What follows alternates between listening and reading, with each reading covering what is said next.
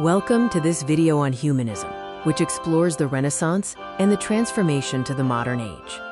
The Renaissance, meaning quote, rebirth, began around the 14th century as a revival of ancient Greco-Roman culture. This period marked a major shift from medieval feudalism to the modern age, characterized by humanism, urban growth, the rise of nation-states, and progress in art, science, and trade. Several factors drove this change in Italy. Independent city-states like Venice and Florence fostered wealth, while expert traders advanced banking and commerce. The decline of religious supremacy and the cultural exchange brought by the Crusades further accelerated this transformation.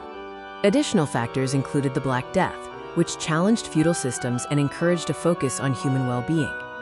Wealthy patrons invested in art and literature, and the fall of Constantinople in 1453 sent scholars with ancient manuscripts to Italy, fueling new research. Humanism emerged as a departure from scholasticism. It prioritized human experience, rational inquiry, and a worldly outlook. This shift deeply influenced art, which moved from depicting religious and powerful figures to representing humans in their natural state. Renaissance painting reflected these ideals by presenting the human form with great detail and accuracy. Key figures like Leonardo da Vinci, Michelangelo, and Masaccio used light, color, and perspective to emphasize human emotion and realism. In sculpture and architecture, artists moved away from the Gothic style toward classical Greco-Roman designs. Donatello and Michelangelo captured graceful human forms, while architects like Brunelleschi replaced traditional towers with domes, exemplified by the cathedral in Florence. Renaissance literature shifted toward individual liberty and secular values, often written in regional languages.